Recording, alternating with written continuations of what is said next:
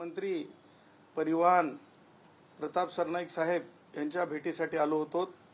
सदर बैठकीमध्ये जे आहे माननीय व्यवस्थापकीय संचालक डॉक्टर श्री माधव कुसेकर साहेब, त्याचबरोबर कष्टकरी संघटनेच्या कष्टकरी जनसंघाचे अध्यक्ष जयश्री पाटील आणि इतर मान्यवर उपस्थित होते। आज तुम्हाला महत्त्वाचं सांगायचं म्हणजे बघा, सामान्य माणूस जेव्हा मंत्री बनतात, सामान्य माणसं जेव्हा म्हणजे ज्यांना माहिती असते ग्रास लेवलवरली, तर ती माणसं किती आमूलाग्र बदल करू शकतात आणि ती किती ओपन असतात हे आज मला पाहायला मिळालं। म्हणजे खरोखर प्रताप सरनाईक साहेबांच्या बाबतीमध्ये ऐकून होतो, पण आज अनुभव सुद्धा आला।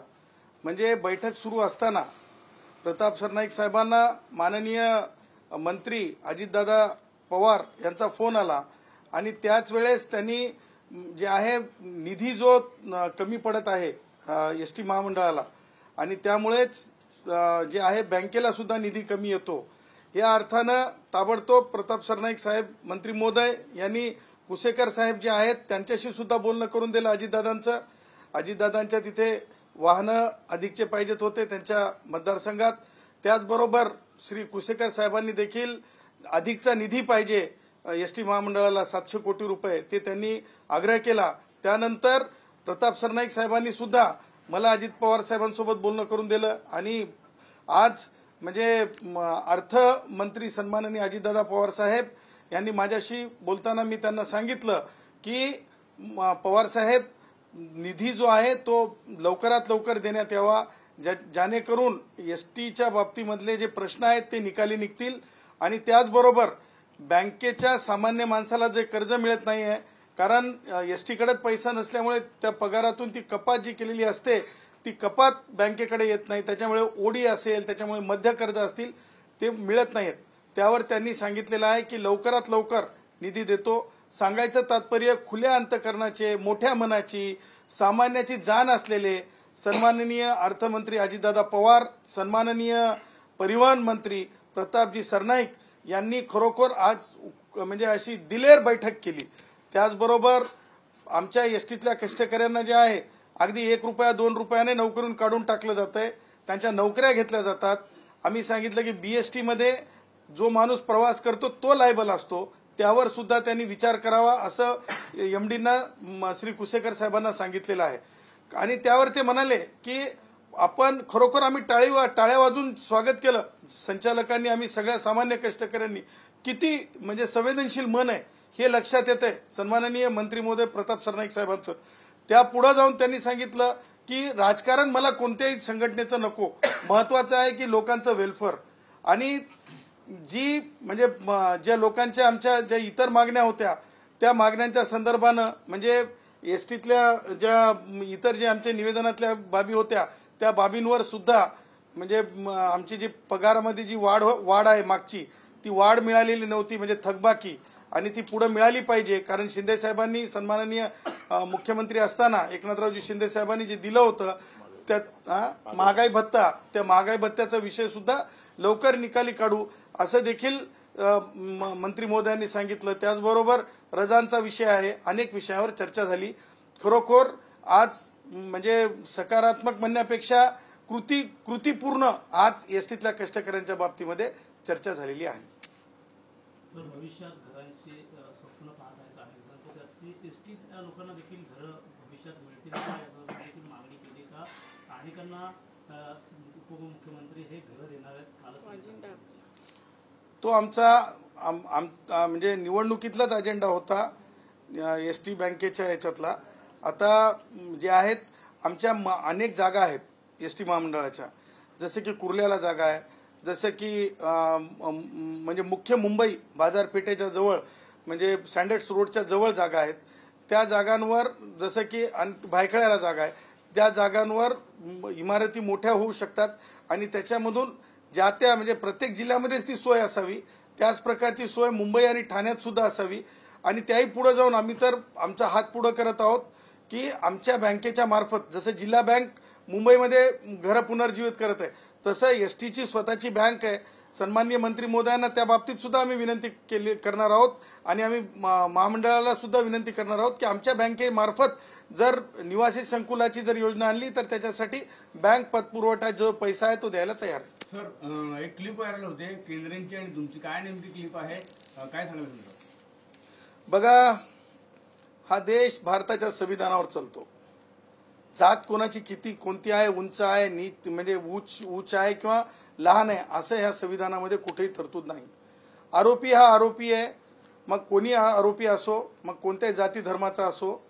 परंतु त्या सन्माननीय श्री कॉन्स्टेबल श्री केंद्रे साहेब यांनी जे म्हणजे अनेक माध्यमांना स्वतः ते बोललेत सुद्धा की एक घटनाक्रम आहे, भटक्या विमुक्त किंवा आदिवासी किंवा भिल्ल समाजाच्या पैकी म्हणजे मागास समाजापैकी जी व्यक्ती आहेत गुड्ड्या गायकवाड साहेब यांचा जो खून झाला, निर्गुण हत्या झाली, ती मला असं वाटतंय की बीडमध्ये जी देशमुख हत्या झालेली आहे त्यांच्यापेक्षा खूप सिरियस आहे. ह्या गोष्टीचं गांभीर्य लक्षात घ्या. एखाद्या भटक्या आदिवासी समाजाशी संबंधित, मागास समाजाशी संबंधित माणसाला म्हणजे कशा प्रकारे हत्यार तयार करण्यात आले, म्हणजे धसांचं शेत होतं का, मग त्याच्या पुढे जाऊन धसांच्या पत्नीने 3 लाख रुपये पाठवले, ती रक्कम जप्त होते. आणि त्याही पुढे जाऊन मला जे समजतंय की मोठ्या मुंडे साहेबांच्या निधनाच्या नंतर तो विषय लक्षात आला नव्हता, परंतु तपासातलेच श्री केंद्रे साहेब कॉन्स्टेबल आहेत आणि त्यांनी ह्या गोष्टीचा म्हणजे स्पष्टपणे बोलणं, मला असं वाटतं ते एक मेन विटनेस आहेत.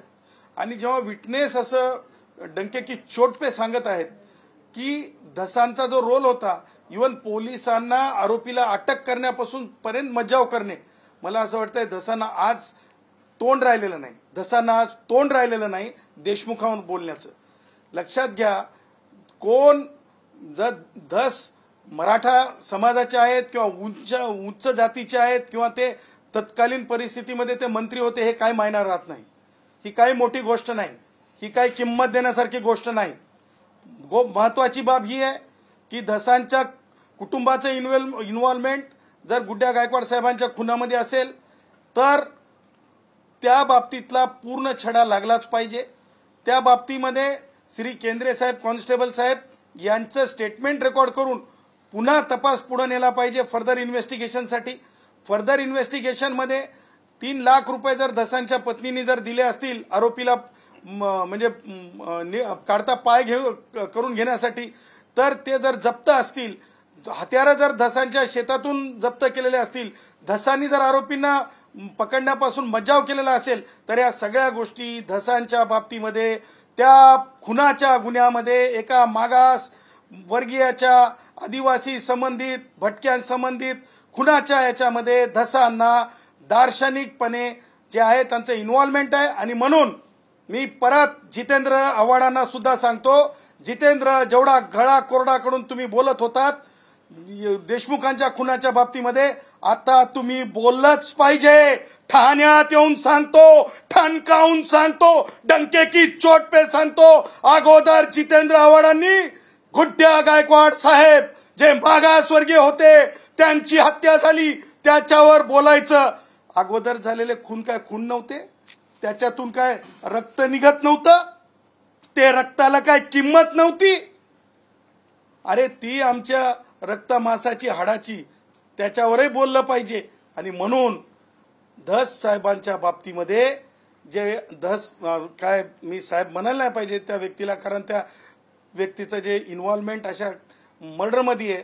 लोकशाहीमध्ये ते आमदार म्हणून निवडून आलेले आहेत आणि तत्कालीन ते मंत्री होते, मंत्रिपदाचा गैरवापर केलेला आहे.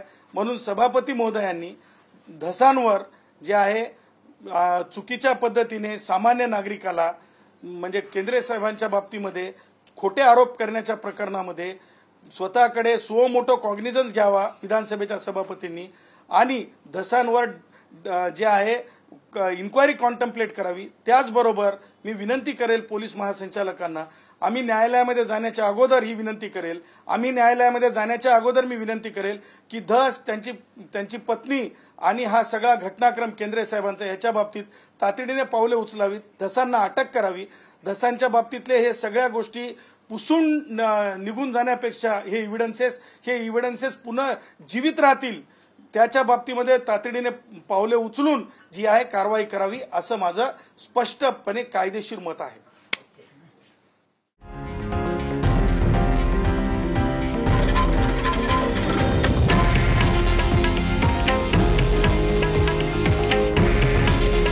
हे आहे देशातील नंबर 1 न्यूज नेटवर्क आणि आपण पाहत आहात TV9 मराठी. काळजी तुमची, हित महाराष्ट्राचं.